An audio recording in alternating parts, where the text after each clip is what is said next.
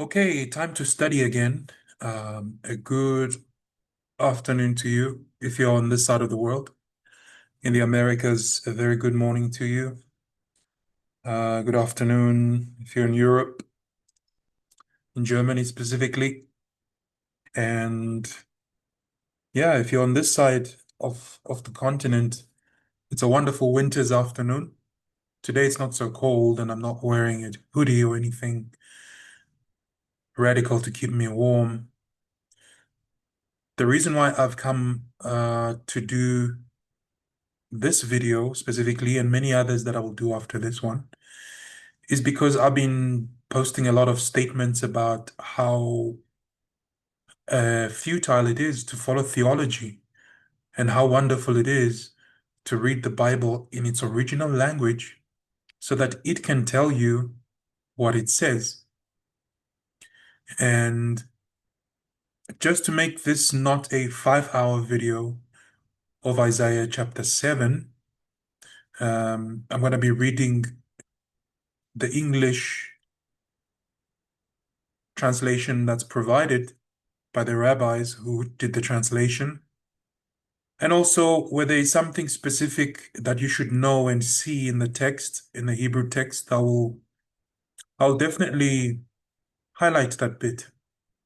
So before we start, let's do a quick blessing. Baruch atah Hashem Eloheinu melech haolam, asher kideshanu b'mitzvotav v'tzivanu al divrei Torah. Amen. Which means, blessed are you, God, God, our Lord, who has commanded us to keep ourselves busy with the words of the Torah. Of course, you know what Amen means. You probably heard that at church many times. So here we go, my friends from church who have been asking me questions. I didn't want to single you out in these responses. I just wanted to make generic responses. Not generic, but maybe generic responses, but responses that are going to show you exactly what the Bible is saying and also show you what the Bible is not saying. So we are reading from the Jewish Bible from a section called Nevi'im, which means the prophets. And from the prophets, we are reading Yeshaya or Isaiah, as we say in English, chapter 7. Isaiah chapter 7, chapter 9, up to 12 is often used in arguments and theological debate, in theological treatises, in forming doctrines regarding the Jewish rabbi named Yeshua ben Yosef ben Abraham, who lived in the first century, whose name was changed and was called Jesus. Now, when you see me going back to the faith of my forefathers with full determination and awe of God, I understand that the person you knew is moving away from you. And I want you, as you ask questions, to move along with me. Not saying you must become Jewish. Nope. I'm saying you must understand what the Bible is saying. I am leaving, or I've left you for 7 years already. The last time I was inside a church door was 7 years ago. So I've left you already. But I understand that we are friends. And in this life, people don't lose contact so easily. And people either question changes or marvel them. You posed very honest questions, so I'm going to give you very honest answers. A quick disclaimer. This is not the Jewish people telling Christians to come to Judaism, number one. Number two, I am not converting Seventh-day Adventists to Judaism. Jews have got nothing to do with what I'm doing here. This is for me to do. Okay, so quick disclaimer out of the way. Let's read from the word of the prophet. It says here, in the reign of Ahaz, king, son of Yotam, son of Uzziah, the king of Yehuda, king of Rezin, king of Aram, king of Pekah, son of Ramaliah, of Israel, marched upon Jerusalem to attack it, but they were not able to attack it. This is very interesting. So it says here, in the reign of Ahaz, when King Ahaz, as you guys call him, Ahaz, King Ahaz is a son of Yotam. It tells us he's a son of Yotam, the son of Uzziah, king of Yehuda. So this is a Jew. A Jew, by definition, is someone who's from the tribe of Judah and Benjamin. Judah and Benjamin became one tribe called Judah, and their territory is the land of Judea in the south. That includes Jerusalem. Jerusalem and its surroundings were under the control of Benjamin or Benjamin. And when they amalgamated with Judah, they became one tribe. And so all the way from the center of this land of Israel towards the Judean desert, all the way down to Beer-Sheva, coming towards Egypt, it was one kingdom. And so what happened? Now there was a king Rezin of Aram. This king Rezin of Aram, Aram is what we call today Syria. And as it says in the English translation of the Christian church, Assyria. In our English translation, as it should be, it is Aram because that's exactly what it is.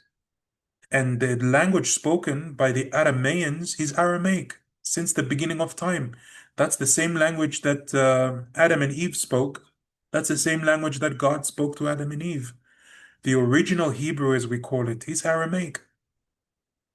What makes Hebrew Hebrew is because our father, Abraham, crossed over from Iraq. He crossed the Jordan. He crossed onto the land of Canaan, which was promised to his descendants. And his dialect changed from Aramaic to Hebrew, Lashon Kodesh, which means the holy language. And so when Jews of the first century, and I'm going to say this loosely, of Jesus' time, they spoke Aramaic. The person that you believe in, Jesus, spoke Aramaic. All the Jews spoke Aramaic.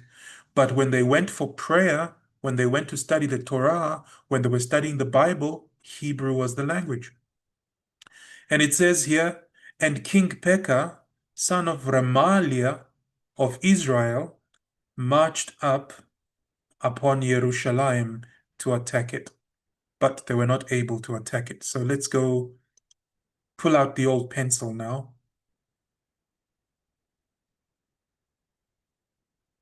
Let's pull out the old pencil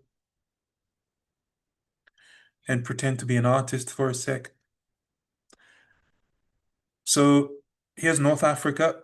You have Egypt here.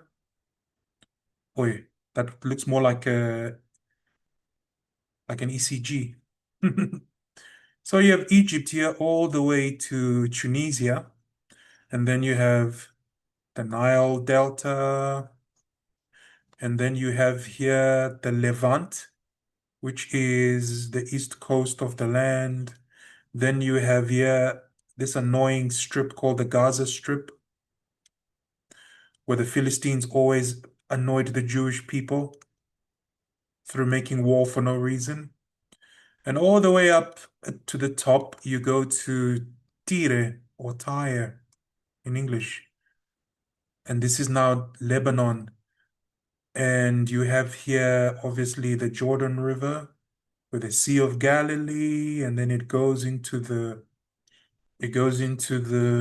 territory of the Dead Sea, and then you have places like where Sodom and Gomorrah used to be, and then you have Jordan this side.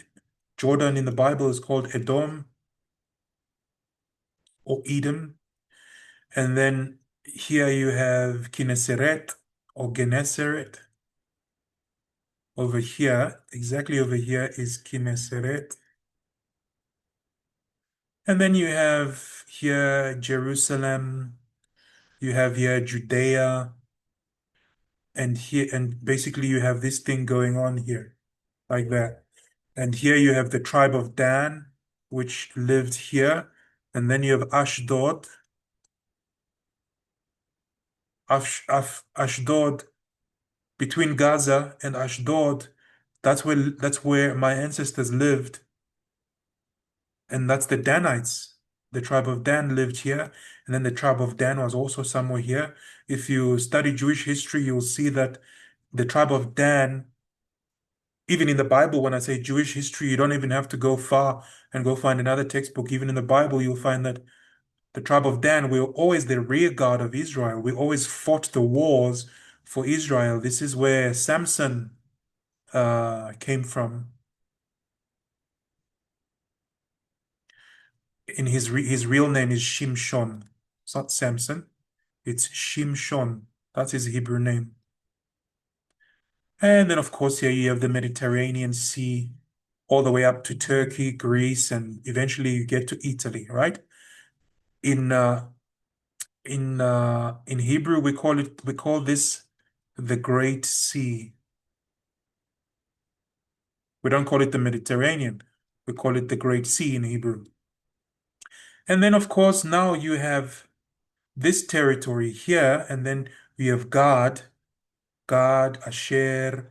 This is their territory, and Manasseh. God, we have Asher. We have also Manasseh, the half tribe, living in sort of this area across Kinneret. So those of you who grew up in the church and heard about uh, Jesus giving a Sermon on the Mount, he was sitting right here, right here. This is a hill. This is a hillside overlooking the Sea of Galilee, and across is Gad and Asher. So when it says that the disciples fell asleep while they were crossing the sea, they were going to the territory of Gad and Asher and Manasseh, and then there was a tempest, a storm. Supposedly they were going to sink and blah, blah, blah. And then in Christianity, you have this song that says, Master, the tempest is raging. This is where it all comes from, okay? I'm not interested anymore in the details of the story, but I'm interested in telling you what's going on. And then you have here the territory of my father Abraham, peace be upon him, called Beer-Sheva. In Beer-Sheva, that's where he dug all these wonderful cisterns of water. And then here, what do we have? We have the peninsula, the Sinai Peninsula going down here. Mm, So we have here a throughway, and then the Red Sea, and then it takes us to the Sinai Peninsula, and then obviously to Saudi Arabia, etc., etc. Actually, Sinai should be round about here. Actually, no, I'm right. I'm correct. Sinai should be right here. Oops, not there. Yeah. You can go get a map, of course. Go get yourself a map. I'm just doing this for the sake of helping us understand where we are in what I'm explaining. So this is the territory of Judah. Let's circle it in red. And here we have Mount Gerizim. Mount Gerizim. We have here Samaria. Samaria is the northern kingdom. So let's put Samaria with its interesting color. Samaria in blue there. So you have two kingdoms and two temples that were built, one in Jerusalem, one in Gerizim, because there was a schism between the tribes of Israel, the 12 and a half tribes of Israel. Manasseh is the half tribe. And so because of the schism, there was a separation. When you read in the New Testament about Jesus, you'll find that he was traveling between the land of Judah and Samaria, because in the in Knesset over here is a little town called Kafar Nahum. Kafar Nahum, which is called in the New Testament Capernaum. It's been heavily interpreted in Hebrew, in Greek, and then onto Latin, onto English. but its real name is Nahum, and this town is still in existence today, and the synagogue of the family of Rabbi Shimon Kefa, who's carelessly called Peter the Pope in Christianity, is still there. The house of his mother and the synagogue that Jesus attended and healed. It says in the New Testament that he healed. Peter's mother was not feeling well, and she started serving Shabbat food again because she was healed by Jesus. That's what it says in the New Testament. So you have Judah in the south and you have Samaria in the north. Okay? So we're not talking about Jesus yet. I'm giving you just a little bit of situational awareness. I'm going to talk about Jesus in later videos. I don't want to talk about him until you understand what the Bible says. So let's go back. This is only the first video, as I've told you. Let's go back to the Bible. Where were we? It says here that King Rezin of Assyria, the son of, Remaliah, Rezin of Syria, and King Pekah, the son of Remaliah of Israel. Israel is the kingdom in the north, as I've shown you. The two of them made an alliance. Rezin of Aram, the Assyrians, made an alliance with the 10.5 tribes of Judah. Sorry, 10.5 tribes of Israel. They become the kingdom of Israel. They marched upon Jerusalem to attack it, but they were not able to attack it. So this is the context of Isaiah chapter 7. You can never, ever arrive at a theology or a theological conclusion without first giving time to understand what the Bible is saying. There is something in Christianity that's very dangerous. It's called systematic theology. When you take verses from the Old Testament, as you say, the Old Testament, for us, it's still the Testament. There's no other testament apart from it. And then you take from our Bible and you quote something that is said in the New Testament and you say it was fulfilled. Actually, you don't say it is written for you as a Christian. It says, and this happened because it was the fulfillment of this and that which happened in the Hebrew Bible, so-called Old Testament. So the Jews are not old. We are as current and present as anything. We are the yesteryear technology. We are today's technology. We are tomorrow's future technology. And you'll discover this through my videos. And most importantly, through the Bible. So King Ahaz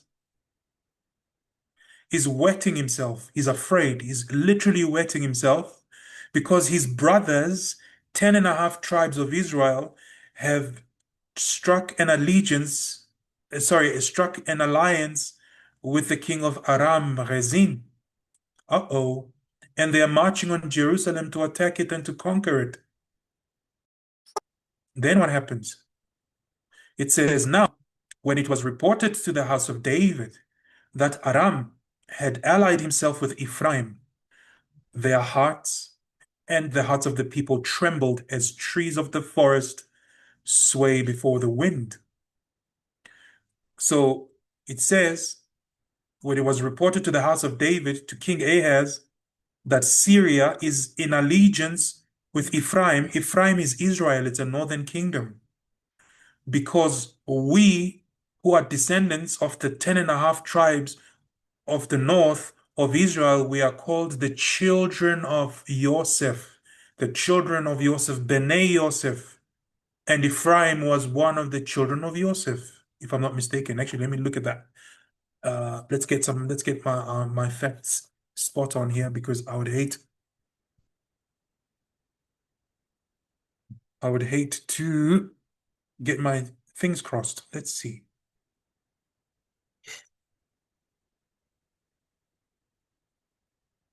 One second.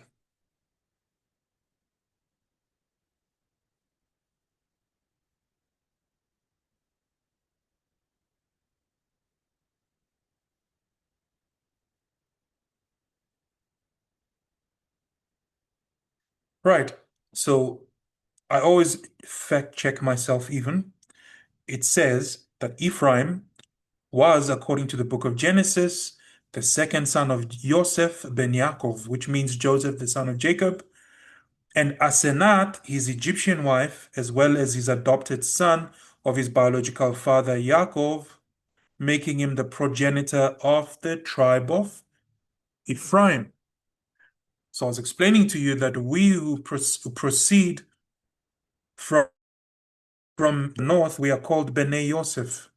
So in this world today, you have Jews, which are predominantly a mixture of Benjamites and Jews from Yehuda.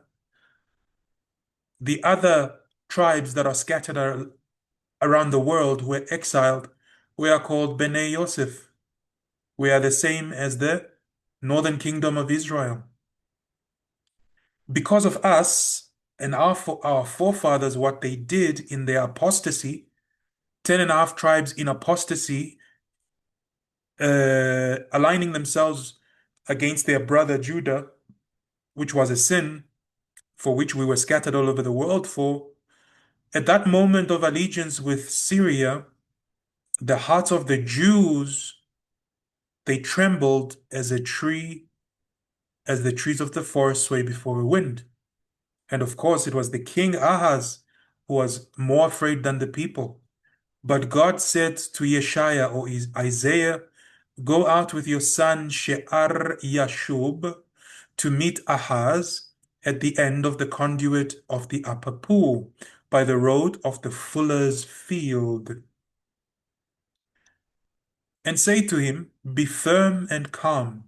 Do not be afraid and do not lose heart on account of those two smoking stubs of firebrands, on account of the raging Rezin and his Armenians or Aramaeans and the son of Remaliah.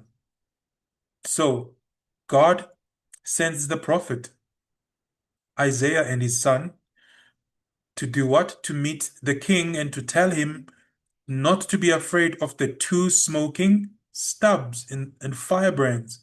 That is, son of Remaliah and Rezin the Aramean. God is saying, don't be afraid of this alliance. It will burn out.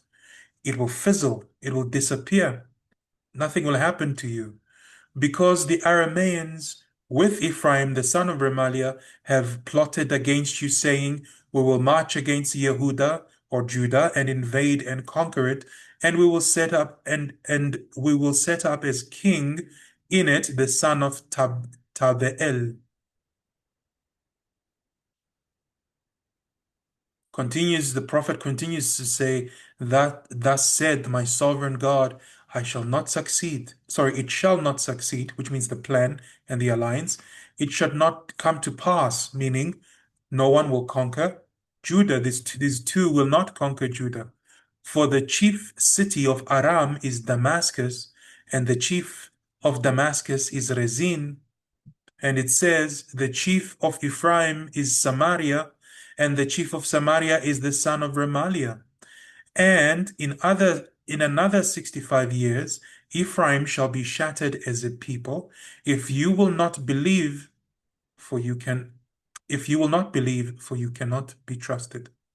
Now, what does God mean that Samaria and Remaliah in 65 years will be shattered? It means that we would get invaded by other forces that would take our ancestors off to Assyria, off to Babylon, off to Yemen, off to the east as far as Pakistan and Afghanistan, in the mountains of Pakistan and Afghanistan, all the way down to India, all the way down to Yemen, to Africa, all the way down west to Nigeria, all the way to the center of the Bantu Jewish kingdom in Congo, from Congo to Zambezi, from Zambezi to Natal Drakensberg, from Natal Drakensberg all the way to the uh, Zimkulu River and towards the Mzimvubu River, which where my ancestors ended up from the tribe of Dan. But they were not alone, of course. They had 6 other tribes which they traveled with all the way from Yemen. and others stayed in Ethiopia. And so this is what it means that in 65 years, the northern kingdom would be shattered. We would be exiled, and only in the land of Israel would remain Judah and Ephraim and other people from Israelite tribes from the north who chose to unite themselves with Judah and Benjamin, and they became one big house of Judah. That is why today Jews say, well, we don't know which tribe we are from because we're so mixed, is because truly they were mixed. By the time Jesus is born, and he starts making disciples. I will show you when I teach you the New Testament the correct way, not because I want you to continue uh, not that I want to be a Christian or for you to continue being a Christian. I'm doing it so that you can finally understand in the Jewish eyes what the New Testament really is so that you can make up your mind. So when I teach you that New Testament later, you are going to see that Jesus makes disciples from the northern kingdom, the son of Zavdai, of Ben Zavdai, which is translated loosely in the New Testament as Zebedee, is Ben Zavdai. These are Israelites from the north, and he brings them to Judah in the south because they follow him. So, the majority of his disciples were not Jews; they were Israelites from the north, Samaritans. Ask for a sign from the eternal God, from the eternal your God, anywhere down to Sheol or up to the sky. So God gives an opportunity to King Ahaz to ask God for a sign. What is this sign? This sign is the assurance that everything is going to go well with Ahaz because he's afraid, he's wetting himself because his brothers have aligned themselves with a foreign king to come and sack Jerusalem and to conquer it. But King Ahaz replied and said, I will not ask, I will not test God. Listen, house of David, Yeshaiah, the prophet, retorted, it is not enough for you to treat the agents as helpless, that you also treat my God as helpless. King Ahaz was like the worst example of a king. He was shaking in his boots all the time. When I think of King Ahaz, I think of this Roman emperor called Caligula, who was not very sure of himself. And to compensate for not being sure of himself, he became very cruel. In the case of Ahaz, he just became like butter. He always melted at the sight of adversity. Assuredly, my sovereign will give you a sign nonetheless. Look, the young woman is with child and about to give birth to a son. Let her name him Immanuel. This is where the frenzy starts. This is where the theological frenzy starts. Immanuel, God with us. This is going to be the birth of Jesus. This is going to be the birth of the Messiah. Is it? Let's have a look what it says in Hebrew.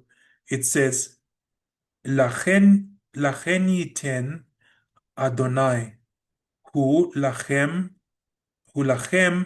ot, hine, ha'alma, hara.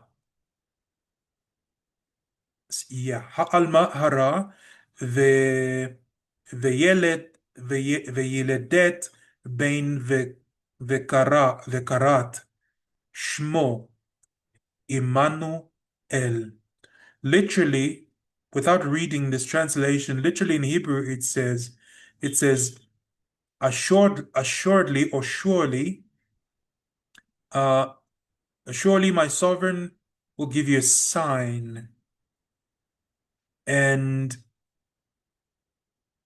the young woman, ha-alma, it doesn't say ha-betula. Ha-betula means a woman that has not been touched sexually, a true virgin.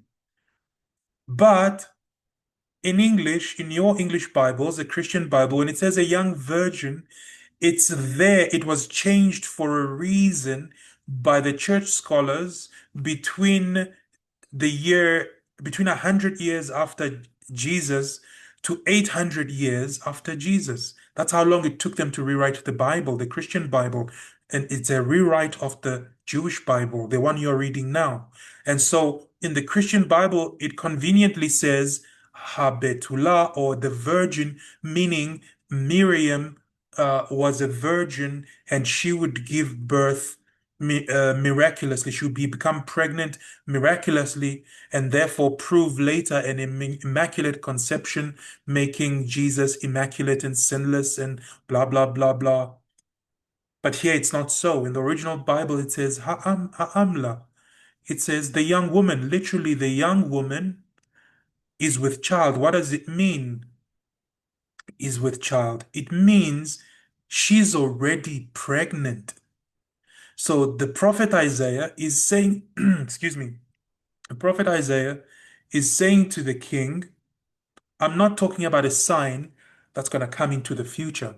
I'm not talking about a sign that is going to come some other day.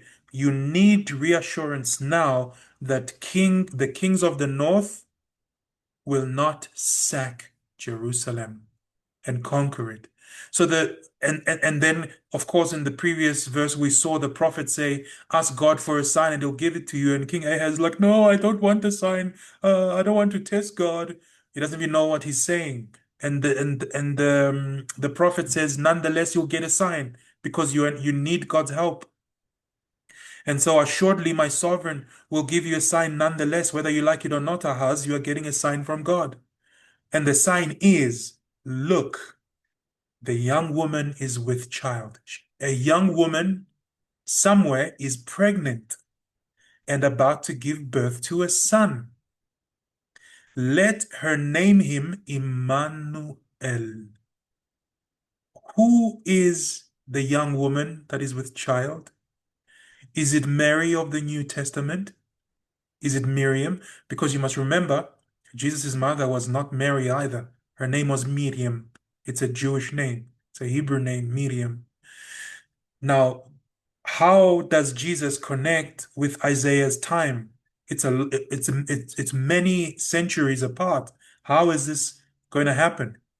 Well, it doesn't happen because the woman who is with child is the wife of the prophet himself, Yeshaya. It's Isaiah's own wife. He has a young wife, a young woman. He married a young woman, and she's going to give birth to a son. Let her name him Immanuel. So we have here in English as one word, Immanuel. Here, funny enough, we have it as two words. Immanu, with us, is God. Why should this child be called with us is God? It's because Ahaz needs to understand that God is with him. He will not let Israel and the northern kingdom to tear apart his kingdom. The scared king is getting an assurance from God. It says, by the time that he learns to reject the bad and choose the good, people will be feeding on curds and honey. Curds and honey. These are biblical symbols. What does it mean? It means that not only is Judah and Assyria, sorry, not only is Israel and Assyria going to fail in their invasion of the attempted invasion of the land of Judah, but the matter will be forgotten. And when the child Immanuel grows up, by the time he is able to choose for himself between good and evil, people will be feeding on curds and honey, which means the nation will be going about its own normal business, and everyone will be blessed, and Judah will prosper. That's all that it means. When it says that by the time that the lad learns to choose between good and bad, in this is a code. Jewish people understand it. It means by the time he's of the age of a bar mitzvah, 13 years of age. By the time the boy Immanuel is 13 years old and it is bar mitzvah, he goes through his bar mitzvah, the land will be living in absolute harmony and also prosperity. The invasion is not going to take place. This is God's assurance to who? To King Ahaz through Yeshaya, Isaiah the prophet. It says, for before the lad knows to reject the bad and choose the good, the ground whose kings you dread shall be abandoned. It means that in 65 years, my ancestors, who were wreaking havoc in the mind and the heart of King Ahaz, would be exiled all around the world. So the Jewish people must not fear. God is with them. God will cause to come upon you and your people and your ancestral house such days as have not come since Ephraim turned away from Judah, that self-same king of Assyria. What does it mean? God will cause to come upon you and your people and your ancestral house such days as have not come since Ephraim. What does it mean?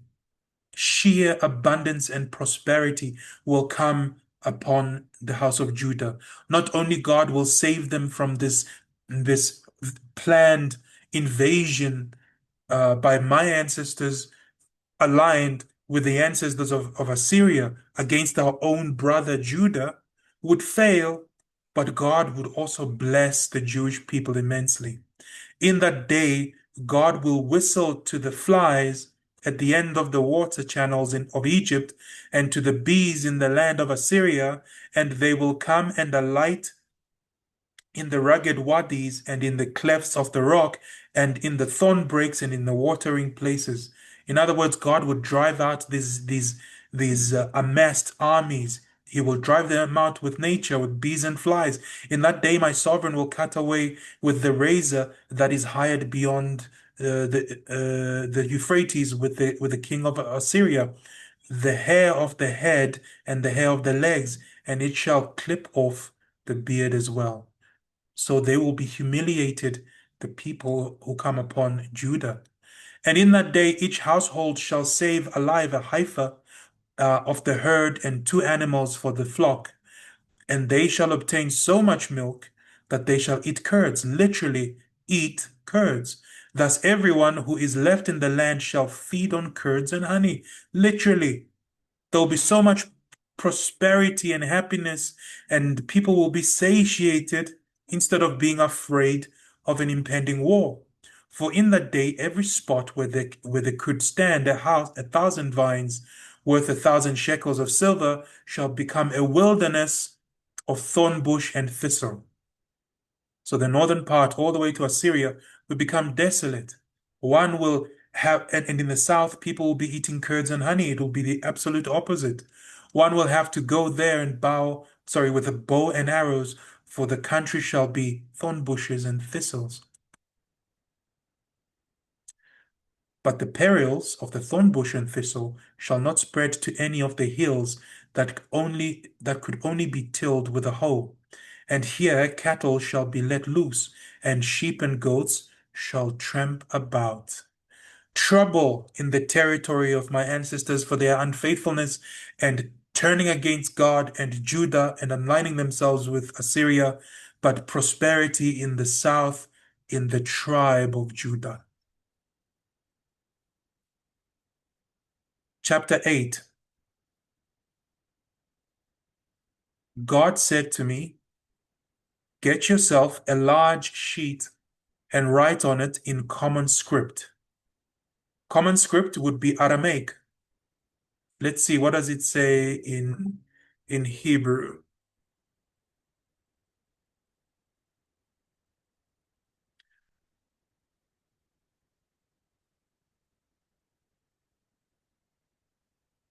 Okay, so we'll stick with common script. Get yourself a large sheet and write on it in common script.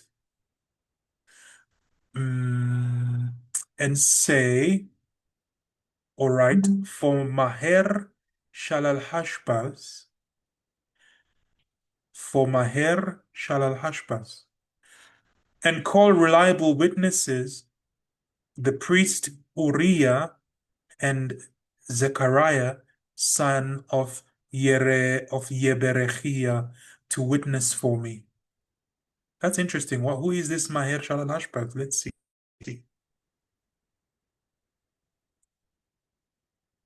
What should he write? I was intimate. This is what he should write. This is the prophet Isaiah says, I was intimate with a prophetess. She conceived and bore a son. And God said to me, name him Maher Shalal Hashbaz. Oh, really? God promised Immanuel.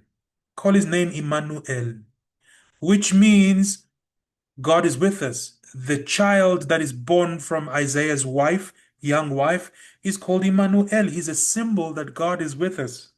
So the name is actually not Immanuel, it's a symbol. His real name is Maher Shalal Hashbaz. It's the same boy. His name is Maher Shalal Hashbaz. For before the boy learns to call father, mother, Abba, Ima, the wealth of Damascus, and the spoils of Samaria, which is the northern kingdom of Israel, and the delights of Rezin, who's the king of Assyria, and of the son of Remaliah, shall be carried off before the king of Assyria.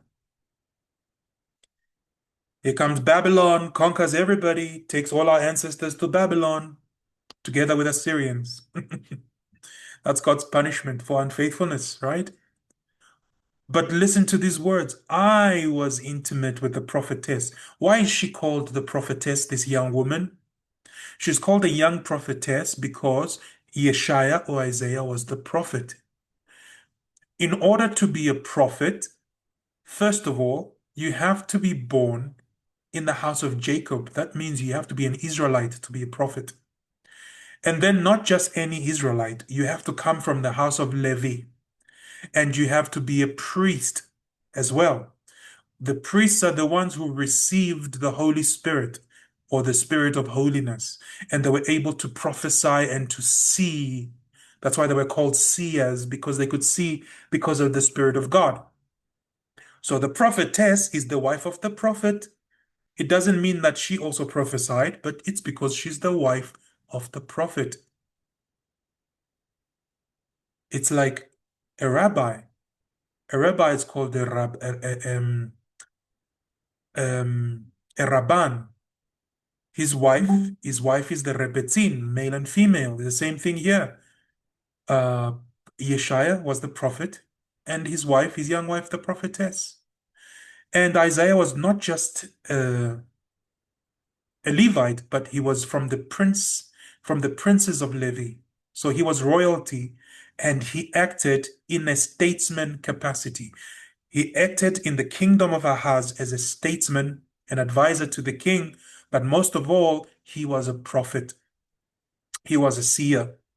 So Maher Shalal Hashbaz, the same as Immanuel, came from his wife. I want to ask you an honest question, since you asked me an honest question, why I don't believe in Jesus as the Messiah, why I don't believe the story of the birth of Jesus, is because Immanuel lived many years before Jesus. Jesus is not Immanuel. Immanuel was meant for King Ahaz at the time where Isaiah was a prophet. He was not meant for the future. So the boy was called Maher Shalal Hashbaz. Where is Miriam? Did Miriam or Mary give birth to Jesus here? No. It's Isaiah's young wife. Ha'alma, not Betula. Not a woman who had not been sexually touched. Because if she was a Betula, a woman who had not been sexually touched, how could she become pregnant? Nowhere in the Bible can human beings become pregnant miraculously. A mother and a father must have sexual relation. The seed must fertilize the eggs for there to be a baby. So this is talking about the prophetess, the wife of Isaiah. It's not talking about Mary or Joseph. What happens next in the story? For before the boy learns to call father and mother, the wealth of Damascus and the spoils of Samaria and the delights of Rezin and the son of Remaliah shall be carried off before the king of Assyria. Which means the northern kingdom would be sacked.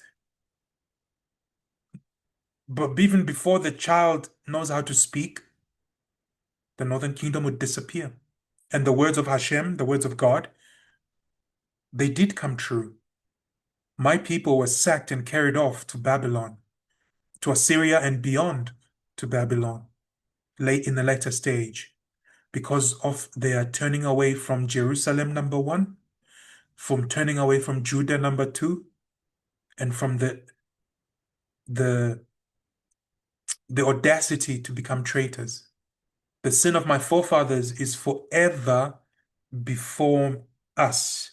It's forever before me. My personal reasons for coming back to Judaism is to make what's called a tikkun, which is a rectification for what my forefathers did when they turned away from Judah, when they turned away from the Torah, when they turned away from God. Israel is my home. The 10.5 tribes are my brothers and sisters. Judah is my brother too. Although Judah may not recognize me today, although Judah may harbor the feelings of old that we turned against them, that is for the Messiah to solve. For me is to come back to the faith of my fathers, where there is joy, there is faith, there is a real God and a real Messiah. And again, God spoke to me, the prophet that is, thus, because that people have spurned the gently flowing waters of Siloam, assuredly the sovereign will bring up against them the mighty massive waters of the Euphrates, the king of Assyria, and the multitude, and all his multitude, and it shall rise above all its channels and flow over its bed. And swirl through Judah like a flash flood, reaching up to the neck, but with us is God. Even though God punishes the northern kingdom and brings the flood of enemies to sack my people's kingdom, but with us is God. Immanuel is with Judah. Even if the war should spill over to Judah unintentionally as a flood, Immanuel, the boy, is with King Ahaz. The boy is with the prophetess. The boy is with Isaiah. As long as the boy is there, God with us, nothing will happen to King Ahaz. Nothing will happen to the people of Judah of that time and era. It's got nothing to do with the era of the first century. It's got to do with the era of King Ahaz as king.